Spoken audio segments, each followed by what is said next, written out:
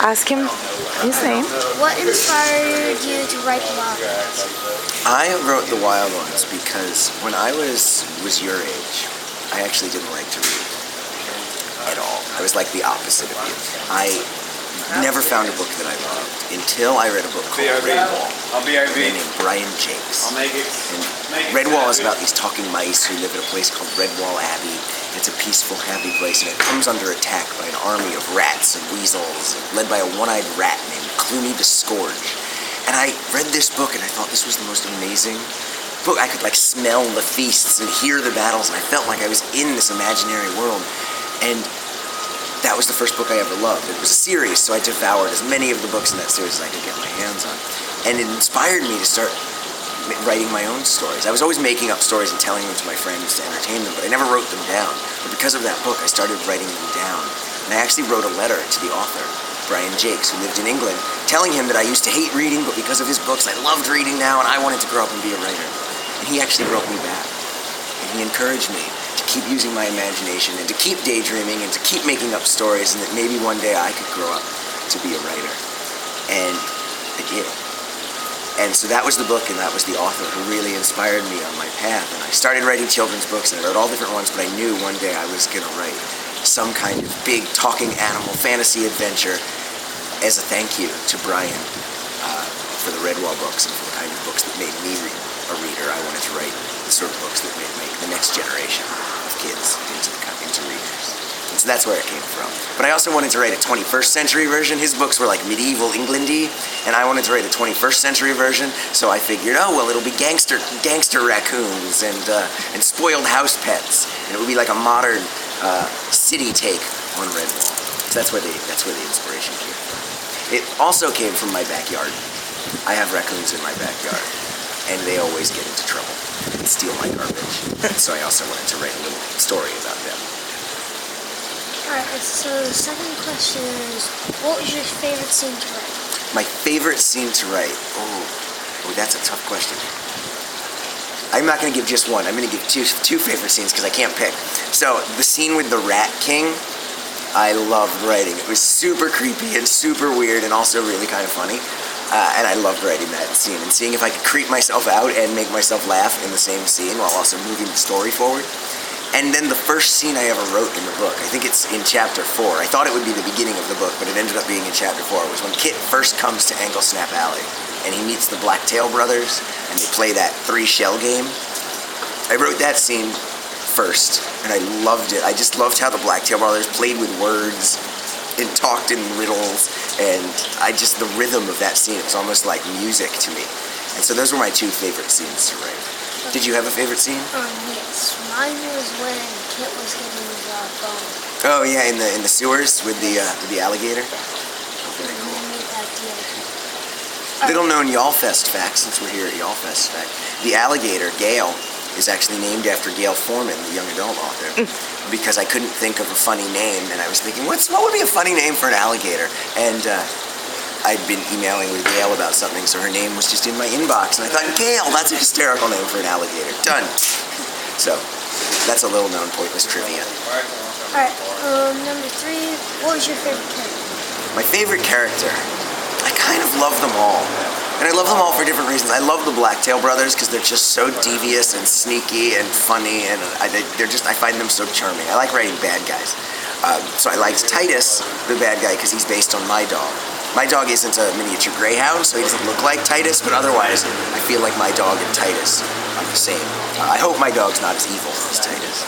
So I loved writing Titus. Kit is a great hero to write. He's so kind, and he doesn't fully realize at the beginning of his own strength and his own bravery and his own cleverness. So I loved writing him, and I loved writing Enid, too, because she's just so witty and so clever and tough and street smart. And I really liked how she makes up all these little sayings, and I loved making up her little sayings. Like in the second book, to give you a little preview, she says something about like, "That's sillier. I've got about as much use for that as a snake in shoes." And it's just like these silly little lines that he says that are so much fun to come up with. So I can't pick. Do you have a favorite character? My favorite character was Enid. Enid, yeah. Why'd you like Enid? Because I liked how question where she helped Kit in the beginning, even though everyone in the alley didn't help anybody at all. Yeah, so she was nicer in a place where it wasn't easy to be nice. Yeah. Alright, my first question is, what's your favorite middle grade? My favorite middle grade book. Oh man, you're asking tough. You're a tough interviewer. It's like 60 minutes. My favorite middle grade book. I have a lot that I really love. So obviously I'm not going to give you just one answer because I can't do that. So like I said, the Redwall books were really inspiring to me. Big talking animal fantasies. If you haven't read them, you should definitely read Redwall. You will love Redwall. They might even have them at Blue Bicycle Books here in town in Charleston. So I loved Redwall. I didn't read it as a child. Charlotte's Web. I read it as an adult, but I absolutely thought that was such a beautiful book. And I only read it after I read The One and Only Ivan, because people were sort of comparing them in their beautifulness. So I loved The One and Only Ivan by Catherine Applegate. I loved, oh man, I'm thinking of so many. I mean, nowadays I try and read whatever's out there. So the books, the sort of big adventure stories I've really liked lately are like the Percy Jackson books and the Heroes of Olympus and sort of all those Rick Riordan ones. I really like that kind of big, high-stakes adventure story with a lot of humor. And Harry Potter. You can't go wrong with Harry Potter. Alright, and my fifth question is, what made you want to write books? What made me want to write books? Well, I'm not good at anything else. When I was about 5, I wanted to be a cowboy baker when I was about 5 years old, which I don't think is a real thing. But I liked cookies, and I wanted to be a cowboy, so I thought, oh, I'll be a cowboy baker. But pretty much other than that, from about the time I was 11 years old, after I read Brian and Jake's Redwall series, I knew I wanted to be a writer. So it was kind of the thing I always wanted to do. I always loved making up stories. I always loved daydreaming, staring out windows, and like watching a squirrel run by, and thinking, where's that squirrel going? What's that squirrel doing? What's that squirrel running from or running to? And just making up stories about the world around me all the time. So I was always making up stories. And then I eventually got around to writing them down and sharing them with other people. I think there's nothing more powerful that a person can do than tell a story to another person, whether it's telling it, just talking, or writing it down and sharing it with people that you may never meet. Telling each other stories, all kinds of stories, is a way of letting people into our minds and letting people see what we imagine and letting people think our thoughts with us for a little while. And that, to me, it's almost magic to share pieces of our brains with other people. And so that I get to do that as a job, and I get to tell stories that make people laugh on sad days, or make people cry and feel so much for a character, or make people's hearts beat so fast in their chest because it's an exciting story, that I get to share these feelings and ideas and emotions and stories with all kinds of people all over the world. It's just such an amazing thing, and I can't imagine a cooler job than writing books. So I do it because it's just the best job in the world.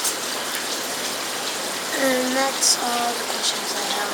Cool. So you're just not going to make any comments about how we're both wearing animal ears? I'm wearing my favorite animal's ears. Yeah, it worked out really well. You're wearing Enie's ears, and I'm wearing... So these are... People would think Kit's ears because they're raccoon's ears, but I actually have 2 sets of them. I just forgot the other one. So they're actually the Blacktail Brothers' ears. So I'm wearing my favorite character's ears too. Let's give a little howl to snap to the camera. Want to do that? Ready? On your cue. Howl to snap. Thank you, Tristan. You're awesome.